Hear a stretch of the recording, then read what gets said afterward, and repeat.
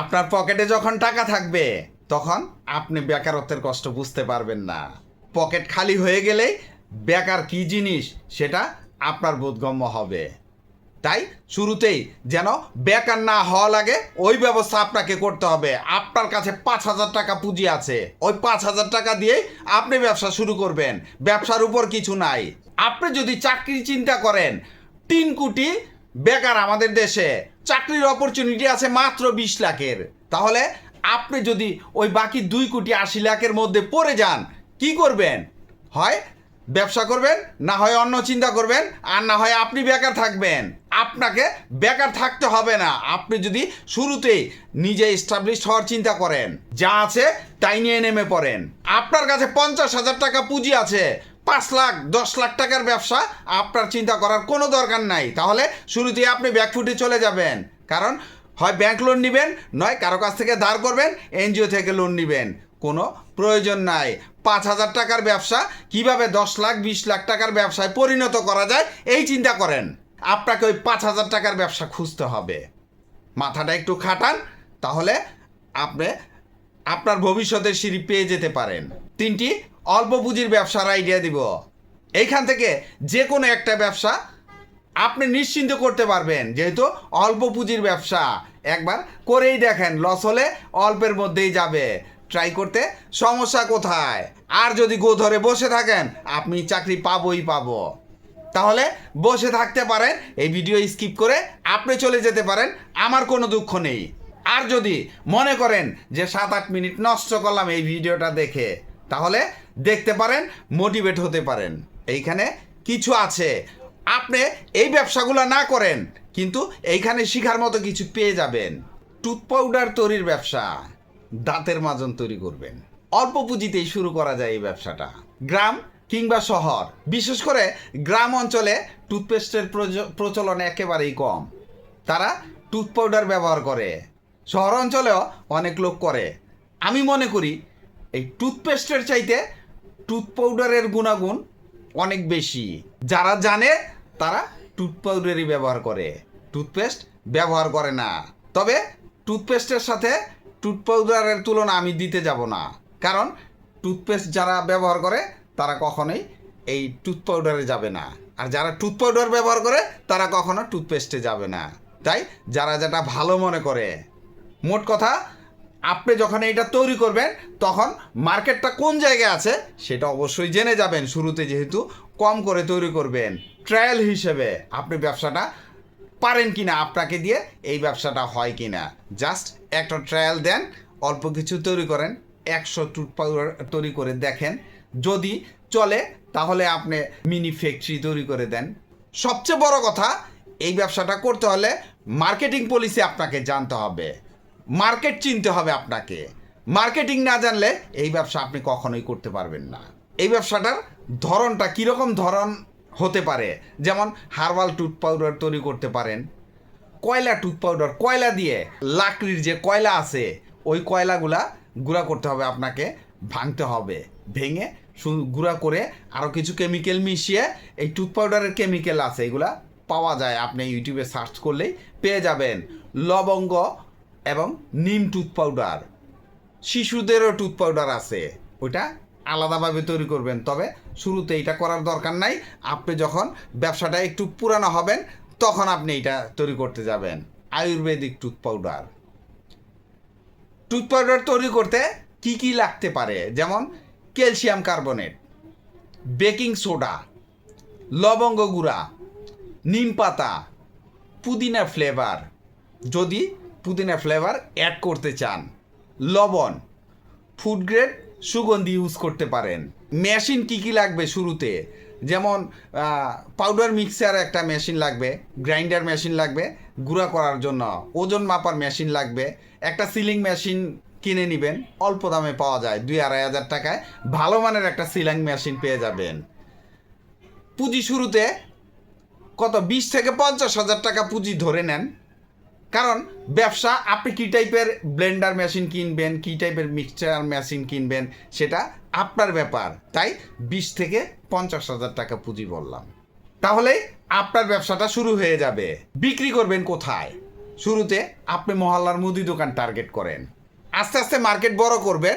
আমি জাস্ট মুদি দোকানই টার্গেট করতে বললাম। প্রত্যেকটা মহল্লায় 20-50টা মুদি দোকান থাকে বড় মহল্লা হলে। আর গ্রাম অঞ্চলে একটু ফাঁকে ফাঁকে যদি, কিন্তু গ্রাম অঞ্চলে বিক্রিটাও বেশি হবে। হাট বাজারেও এই টুথ পাউডার বিক্রি করা সম্ভব। যেহেতু আপনি পাইকারি বিক্রি করবেন, সব জায়গায় ঘুরে ঘুরে বিক্রি করতে হবে। সবার আগে মার্কেটিং পলিসিটা আপনি ঠিক করবেন, আপনার গোলটা ঠিক করবেন, কোন দিন কোন জায়গায় মার্কেটিং করবেন।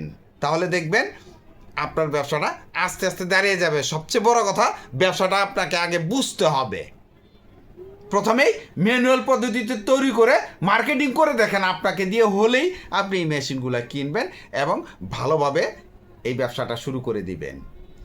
প্রফিট মার্জিন, আপনার প্যাকেজিং যদি ভালো হয়, আপনার পাউডার যদি ভালো হয়, তাহলে 30 থেকে 60% থাকার অপরচুনিটি আছে।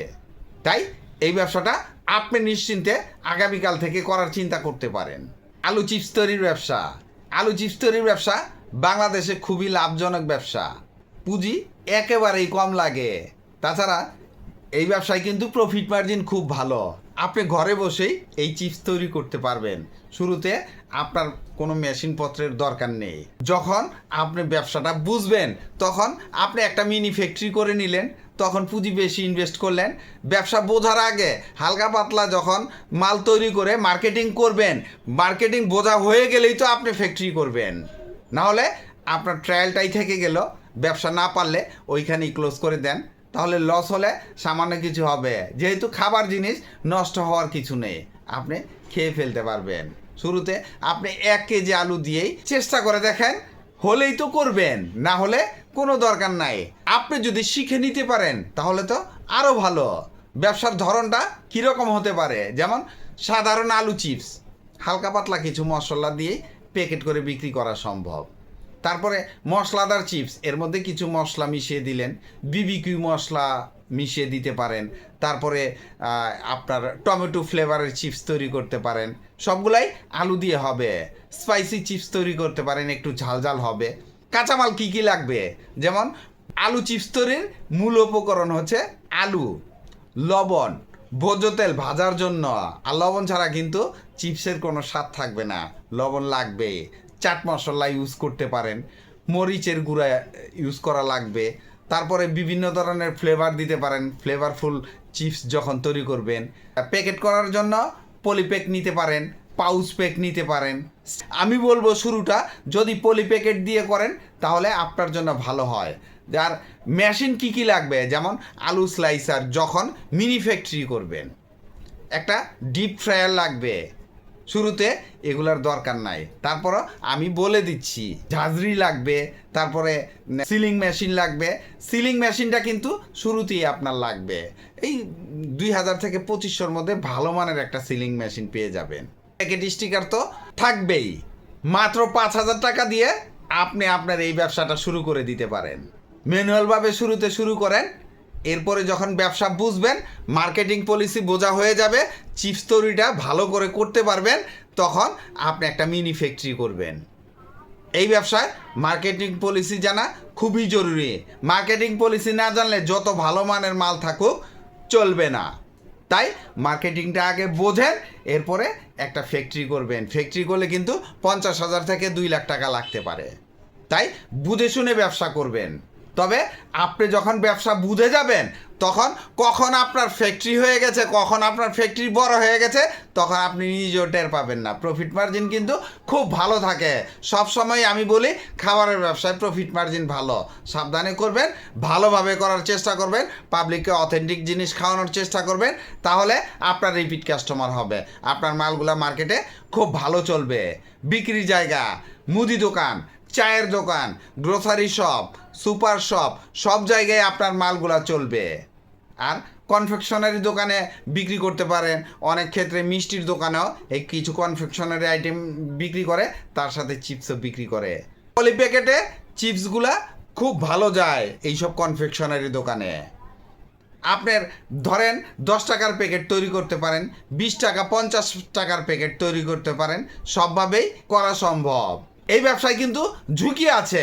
আপনি যদি মাল ঠিক মতো প্যাকেট করতে না পারেন তাহলে সর্বোচ্চ 1-2 মাসে মালগুলো ড্যাম হয়ে যাবে। তাই প্যাকেট সিলার মেশিনটা, হিট সিলার মেশিনটা আপনার ভালো কিনতে হবে। একটু জেনে বুঝে করবেন, তাহলে এই ব্যবসায় কখনো লস হবে না।